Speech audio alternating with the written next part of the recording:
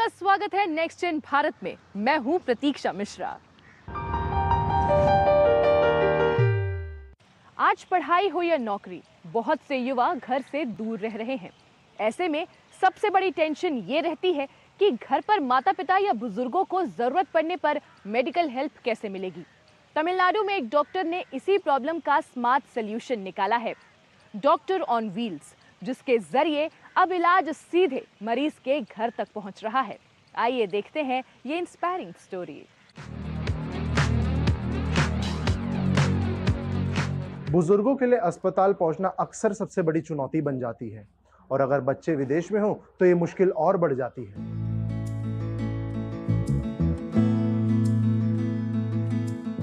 इसी समस्या को समझते हुए मदुरई के डॉक्टर स्वामीनाथन ने शुरू की एक ऐसी पहल जहां डॉक्टर खुद मरीजों के घर जाते हैं उनका इलाज करने, जिसका नाम है डॉक्टर ऑन व्हील्स।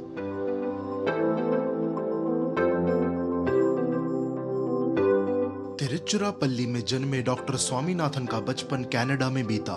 मेडिकल की पढ़ाई पूरी करने के बाद जब वे भारत लौटे तो एक निजी मेडिकल कॉलेज में काम करते हुए उन्होंने महसूस किया कि कई बुजुर्ग मरीज अस्पताल तक पहुंच ही नहीं पाते।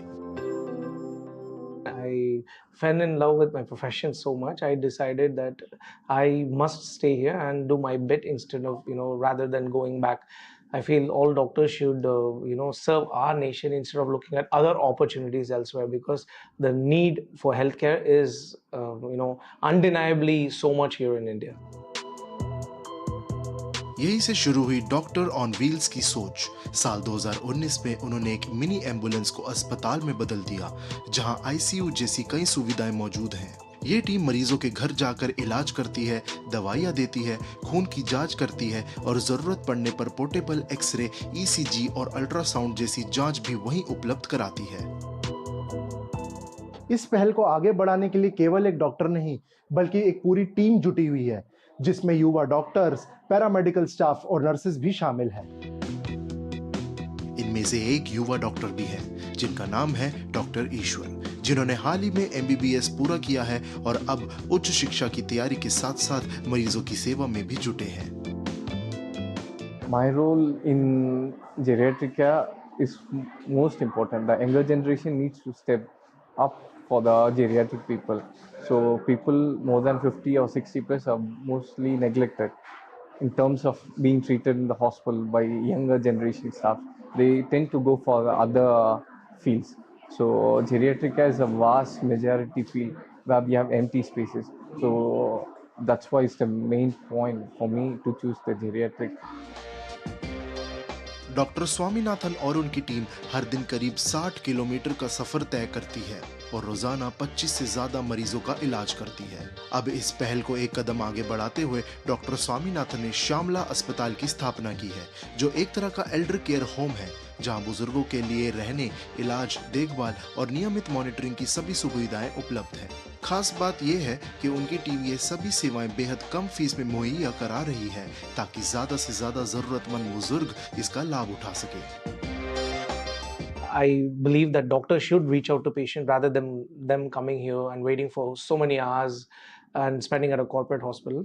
And it's very difficult to transport the elderly. So we made it very accessible and approachable and economical to the elderlies of Madurai. So where we go and reach their doorsteps, where we give consultations, not just consultations, almost anything you can name it, like pharmacy, free medical delivery, lab diagnostics, physiotherapy. Doctor on wheels और इस care home के जरिए अब तक 25,000 से ज्यादा मरीजों तक मदद पहुंचाई जा चुकी है और ये पहल लगातार लोगों के लिए राहत बनती जा रही है। जब उम्र ढलती है तो सबसे ज्यादा जरूरत होती है सहारे की, और अगर ये सहारा या ये स्वास्थ्य सेवा दिल से की जाए तो वो केवल दरवाजे तक नहीं बल्कि जिंदगी तक पहुंच जाती है।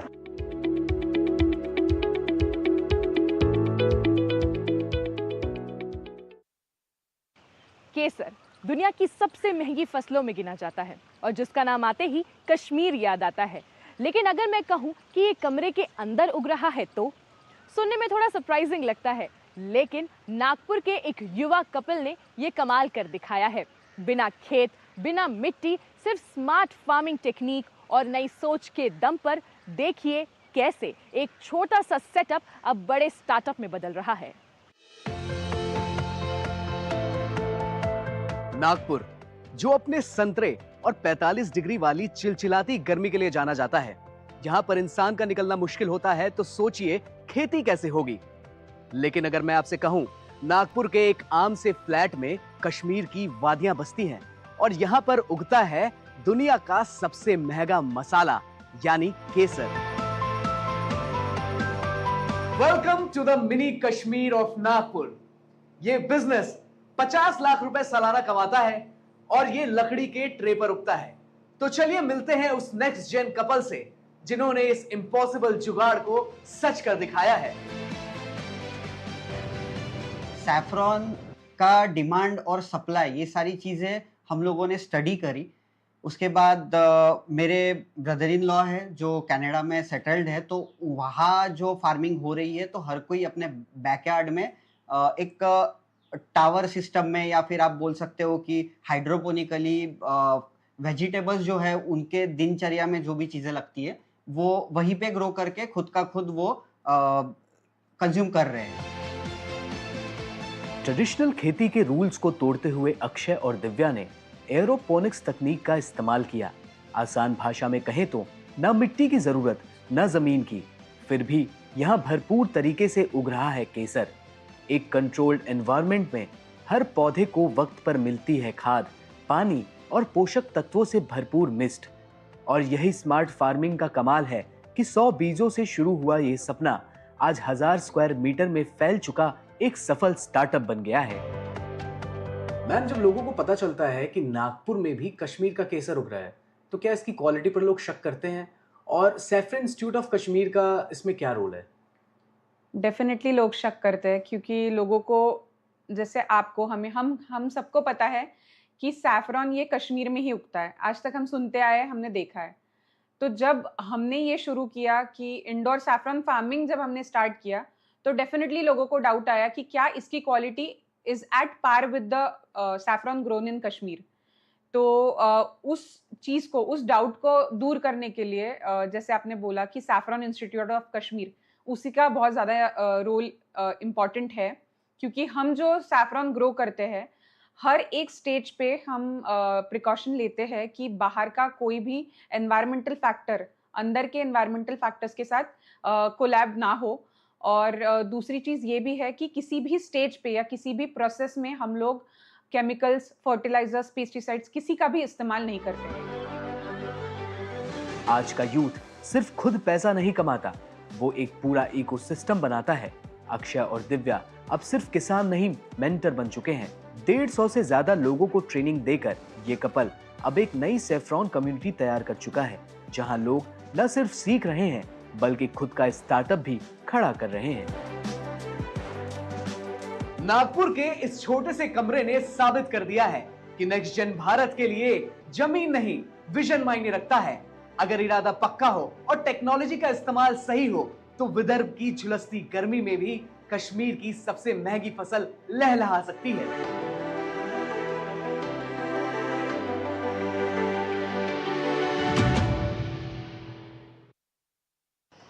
अब चलते हैं ओडिशा, जहां कला सिर्फ दीवारों पर नहीं दिखती बल्कि लोगों की जिंदगी में बसती है।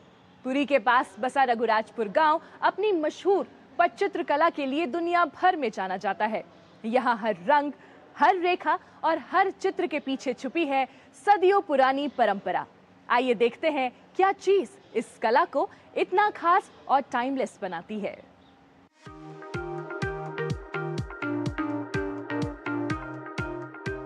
रघुराजपुर ओडिशा के तटीय जिले पुरी में स्थित एक छोटा सा गांव है, जो अपनी विशिष्ट पटचित्र चित्रकला के लिए विश्व विख्यात है। इस गांव को यूनेस्को द्वारा हेरिटेज क्राफ्ट्स विलेज के रूप में मान्यता प्राप्त है। पटचित्र कला में मुख्य रूप से भगवान जगन्नाथ से जुड़ी पौराणिक कथाओं और प्रसंगों का सजीव चित्रण किया जाता है। ये जीवंत कला रूप गांव की गलियों और घरों की दीवारों पर सजी दिखाई देती है, जहां स्थानीय कलाकार बचपन से ही इस पारंपरिक कला का अभ्यास करते हुए अपनी सांस्कृतिक विरासत को पीढ़ी दर पीढ़ी आगे बढ़ा रहे हैं। मैं पटचित्र काम बनाता है। इसी जो पटचित्र काम होता है, ये जो पूरी जगन्नाथ मंदिर को लेकर हम पटचित्र बनाता है। पूरी जगन्नाथ मंदिर को रामायण, महाभारत, कृष्णलीला, गणेश ये सब स्टोरी का काम ये बनाता है। पूरी जगन्नाथ का जो 25 का बेस है, पूरा बेस का बनाता है। ये पूरी जगन्नाथ की जो पटचित्र, जब पूरी जगन्नाथ देवत्व हुआ है, ये पटचित्र इन्हें था। ये बहुत पुराना साल का पटचित्र है। मिलिए अक्षय कुमार से, जो पटचित्र कला में अपनी बारीक और उत्कृष्ट शैली के लिए जाने जाते हैं। उनकी पेंटिंग्स की खास मांग है और ये ऊंची कीमतों पर बिकती हैं। अपनी कला के दम पर उन्हें राष्ट्रीय और अंतर्राष्ट्रीय स्तर पर कई सम्मान प्राप्त हुए हैं, जिनमें यूनेस्को से मिली मान्यता भी शामिल है। ये जो पटचित्र है हमारी पुरानी ट्रेडिशन है। मेरे पिताजी दादाजी करते हैं, मैं भी कर रहा हूँ। पटचित्र में मेरे को 2011 में नेशनल अवार्ड मिला था, 2014 में मेरे को यूनेस्को अवार्ड मिला है, 2017 में गोल्ड मेडल मिला है। पट्टचित्र एक ऐसा चीज़ है जो रघुराजपुर में शुरू हुआ है। पट मतलब 3 लेयर ओल्ड कॉटन साड़ी से, 3 लेयर ओल्ड कॉटन साड़ी को हम इमली का बीज को ग्राइंडिंग करके बॉइलिंग करते गम बन जाता है। उसी गम से हम 3 पुराना साड़ी को जॉइंट करते हैं। उसको 2 साइड में चौक पाउडर देके पत्थर में बार बार घिसते, जब धूप में हार्ड हो जाता है ये हो गया पट। जब उसमें नेचुरल 6 कलर में पेंटिंग बन जाते हैं ये हो गया चित्र। इसका नाम है पट्टचित्र। रघुराजपुर के हेरिटेज गांव से कुछ ही मील की दूरी पर स्थित नायकपटना गांव ताड़पत्र चित्रकला के लिए जाना जाता है, जहां कई गांव की महिलाएं स्थानीय केंद्रों में इस कला को सीखती और उसका अभ्यास करती हैं। ये एक अत्यंत नाजुक और सूक्ष्म प्रक्रिया वाली कला है। शिल्पकार सूखे ताड़पत्रों पर लोहे की कलम से छोटे छोटे और जटिल डिजाइन उकेरते हैं। इसमें रंगों का उपयोग बहुत सीमित होता है और अधिकांश आकृतियां उकेराई के माध्यम से ही उभरती हैं। आज ये कला न केवल सांस्कृतिक विरासत को जीवित रखे हुए है, बल्कि कई महिलाओं के लिए आय का महत्वपूर्ण साधन बनकर उनके परिवारों के पालन पोषण में भी योगदान दे रही है। पहले हम जो प्लेन पेपर में इसको आर्ट करते हैं पेंसिल रबर से। उसके बाद हम जो आयरन पेन है लिखन, उसके बाद हम ताल पत्थर से काम करते हैं और सभी रामायण महाभारत जैसे और पिक्चरों में स्टोरी में इसको हम बनाते हैं। हमारी घर के काम के साथ भी हम लोग एक काम भी करते हैं और उससे में हमारी रोजी रोटी भी चलता है। नायकपटना के कलाकारों ने सदियों से इस कला को जीवित रखा है और इसे पीढ़ी दर पीढ़ी आगे बढ़ाया है। यही उनकी आजीविका का प्रमुख साधन भी है। हम जो पेंटिंग बनाते हैं, हमारे इसमें परिवार चलते हैं। फिर ऐसा ही हमारा माध्यम था परिवार पालने का। हम जो टूरिस्ट लोग यहाँ पे आते हैं उसको भी हम बिकते हैं, ऐसे टाइप का होता है। नायकपटना और रघुराजपुर ओडिशा के ऐसे 2 गांव हैं जिन्होंने अपनी सदियों पुरानी कला परंपराओं को आज भी सहेज कर रखा है। ये गांव देश की अमूल्य सांस्कृतिक धरोहर का प्रतीक है, जहां स्थानीय लोगों का जीवन इन कलाओं से जुड़ा हुआ है। इनकी जीवंत परंपराएं भारत की समृद्ध और सशक्त सांस्कृतिक विरासत को उजागर करती है। आज का दौर महिलाओं का है और मणिपुर की महिलाएं भी इसमें बिल्कुल पीछे नहीं हैं। अपने हुनर, मेहनत और नए आइडियाज के दम पर वो सफलता की नई कहानियां लिख रही हैं। कोई लोकल फलों से प्रोडक्ट बना रही है तो कोई बेकार समझी जाने वाली चीजों से खूबसूरत क्राफ्ट तैयार कर रही हैं। यानी मणिपुर की महिलाएं अब आत्मनिर्भरता की मजबूत मिसाल बन रही हैं। मणिपुर के उखरुल जिले के लुंगशांग गांव की रहने वाली कैथरीन सोयम्फी आज कई युवाओं के लिए प्रेरणा बन चुकी हैं। कोविड-19 महामारी के दौरान जब ज्यादातर लोग घरों में थे, तब वो अपने माता पिता के साथ खेतीबाड़ी में हाथ बटा रही थी। इसी दौरान उन्होंने देखा कि गांव में कई जंगली फल और सब्जियां बिना इस्तेमाल के ही बर्बाद हो जाती हैं। यही बात उनके लिए एक नए आइडिया की शुरुआत बन गई। सोयम ने अलग अलग संस्थानों से प्रशिक्षण लेकर सोयम प्रोडक्ट्स की शुरुआत की।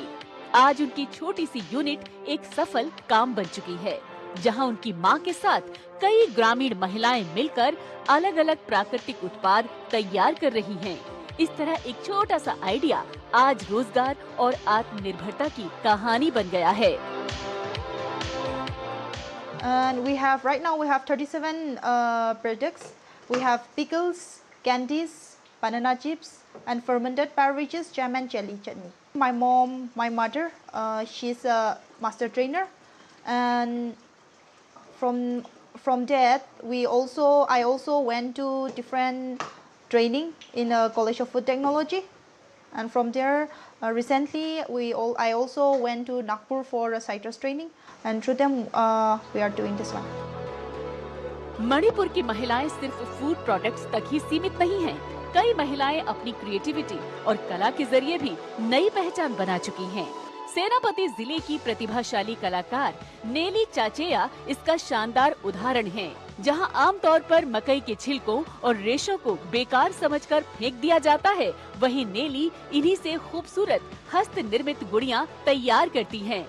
इन गुड़ियों का शरीर मकई के छिलकों से बनाया जाता है, बाल मकई के रेशों से, और इन्हें सूखे फूलों से सजाया जाता है। कई बार ग्राहक की पसंद के अनुसार इन्हें खास डिजाइन में भी तैयार किया जाता है। आज उनकी बनाई ये अनोखी गुड़ियां सिर्फ मणिपुर ही नहीं बल्कि देश के कई दूसरे राज्यों तक पहुंच रही हैं और उनकी कला को नई पहचान दिला रही हैं। I made the corn dolls with corn seals and corn husk, and I peel up the corn husk over its good piece from this corn. I came here to buy some flowers and dolls, which are fascinating me because I could not believe that someone, just an ordinary person, can do such amazing things like this. You know, look at the flowers. It's just ordinary, but she painted it. She made it more beautiful. She collected corn trash and she made it into dolls. It's so beautiful. अगर मणिपुर की महिलाओं की ताकत एक ही जगह देखनी हो तो ईमा मार्केट से बेहतर कुछ नहीं है। सदियों पुराने इस बाजार में हर दुकान महिलाएं चलाती हैं। ये सिर्फ एक मार्केट नहीं बल्कि महिलाओं के हुनर, मेहनत और अपनी पहचान खुद बनाने की जिंदा मिसाल है। इम्फाल के बीचों बीच मौजूद ईमा मार्केट, जिसे ईमा कैथल भी कहा जाता है, मणिपुर की एक खास पहचान है। इस बाजार की सबसे बड़ी खासियत ये है कि यहाँ की हर दुकान महिलाओं द्वारा ही चलाई जाती है। सैकड़ों साल पुराने इस बाजार में आज भी हजारों महिलाएं रोज अपना कारोबार संभालती नजर आती हैं। ये सिर्फ एक बाजार नहीं बल्कि महिलाओं की मेहनत, आत्मनिर्भरता और मजबूत सामाजिक भूमिका का प्रतीक बन चुका है। All the local products from each and every corner of the Manipur bring to this market, and women do bring and then sell. That's like circulated, generating. So in this field, this market is said to be the backbone of economy for our state. It is very important and historically also. ईमा market Asia का सबसे बड़ा महिला प्रबंधित बाजार माना जाता है, जहां करीब 5000 महिलाएं अपनी दुकानें चलाती हैं। ईमा कैथल को 2 हिस्सों में बांटा गया है। एक हिस्से में ताजे फल, सब्जियां, मछली और रोजमर्रा का सामान मिलता है, जबकि दूसरे हिस्से में हस्तशिल्प, कपड़े और बांस के उत्पाद बेचे जाते हैं। यहाँ पीढ़ी दर पीढ़ी महिलाएं अपनी दुकान लगाती आ रही हैं। इम्फाल के अलावा मणिपुर के दूसरे इलाकों में भी महिलाओं द्वारा चलाए जा रहे बाजार देखने को मिलते हैं, जैसे तमेंगलांग का रानी गाइडेन लियो मार्केट, जहां स्थानीय महिलाएं मिलकर व्यापार संभालती है। सब लेडीज सब्जी बिक्री करता है, हम लोग सब लेडीज हैं, और ये मार्केट बहुत साल पुराना है, मेरा हाँ पिताजी का जमाना से। मणिपुर की महिलाएं आज सिर्फ परिवार की जिम्मेदारियां ही नहीं निभा रही, बल्कि समाज और अर्थव्यवस्था की मजबूत आधारशिला भी बन चुकी हैं। छोटे कारोबार, स्थानीय बाजार और नई सोच के जरिए वो ये साबित कर रही हैं कि जब महिलाओं को अवसर मिलता है तो वो पूरे समाज को आगे बढ़ाने की ताकत रखती हैं। कभी कभी कुछ जगह सिर्फ देखी नहीं जाती, महसूस की जाती हैं। चारों तरफ पानी, बीच में आस्था का एक प्राचीन स्थल और एक ऐसा सुकून जो सीधे मन तक उतर जाए, जहां प्रकृति और श्रद्धा एक साथ दिखाई देते हैं। आइए देखते हैं आस्था, इतिहास और शांति से जुड़ी ये खास कहानी। चारों तरफ पानी, बीच में आस्था का एक दीप, अरवल्ली की गोद में इंद्रासी नदी के शांत विस्तार के बीच स्थित है भुवनेश्वर महादेव। ऐसा लगता है जैसे समय यहां ठहर सा गया हो, जैसे प्रकृति ने खुद इस स्थान को साधना के लिए चुना हो। ये सिर्फ एक मंदिर नहीं, ये जल, जमीन और विश्वास का संगम है। कहते हैं कि ये मंदिर ऋषि भृगु का प्राचीन आश्रम रहा है, जहां उन्होंने तपस्या और साधना की। सदियों से ये स्थान भक्तों के लिए विश्वास, श्रद्धा और भक्ति का केंद्र रहा है। यहाँ आने वाले हर व्यक्ति को केवल पूजा अर्चना का अवसर नहीं मिलता, बल्कि आत्मिक शांति और मन की संतुष्टि भी अनुभव होती है। भुवनेश्वर महादेव मंदिर की मान्यता यह है कि यहाँ पर स्थापित शिवलिंग स्वयंभू है और अनादिकाल से प्रकट है। हजारों की संख्या में श्रद्धालु यहाँ बाबा भोलेनाथ के दर्शन करने आते हैं। खासकर सावन महीने में तो यहाँ श्रद्धालुओं का जन सैलाब उमड़ पड़ता है। शांति से भरपूर यह स्थान न सिर्फ आध्यात्मिक ऊर्जा का केंद्र है, बल्कि क्षेत्र की सांस्कृतिक पहचान बन चुका है। ये मंदिर 5000 साल पुराना है। इलवले पंचरत्नानि भृगु ब्रह्मा गदाधरम चतुर्थम कर्णनाथं च पंचमम भुवनेश्वरम। इधर स्टेट के 5 राजाशाही स्थान है, उसमें 5वां नंबर भुवनेश्वर महादेव का है। यहाँ पे भगवान स्वयं भुवनेश्वर महादेव स्वयं प्रकट हुए हैं। तांबे के पात्र से टपकती जल की बूंदें, रुद्राक्ष की हल्की खनक और धूप की खुशबू से भरा शांत गर्भगृह। यहां शोर नहीं है, लेकिन मौन भी बहुत कुछ कहता है। ओम नमः शिवाय की गूंज इन दीवारों से टकराकर मन के भीतर उतर जाती है। ये स्वयंभू शिवलिंग है। हमारे पिता के बहुत जुना ये शिवलिंग का उद्गम स्थान था। फिर यहाँ डैम वगैरह बन गया।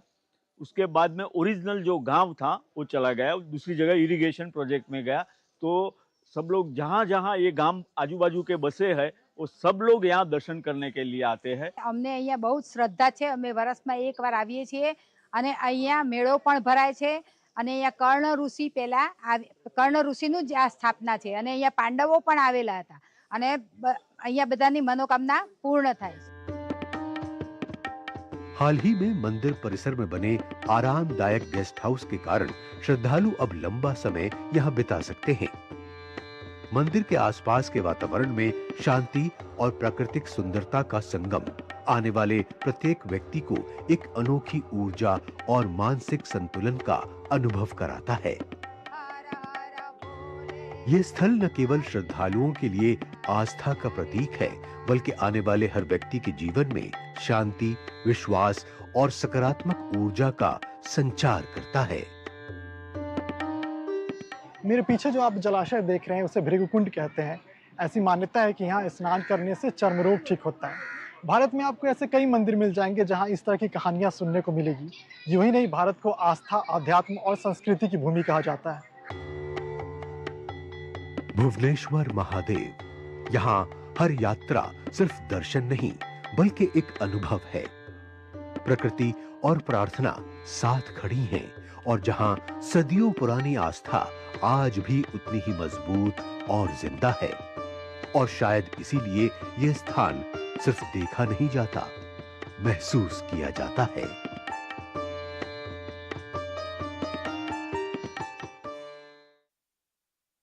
आज के शो में फिलहाल इतना ही। आपसे फिर मुलाकात होगी अगले एपिसोड में। तब तक के लिए धन्यवाद।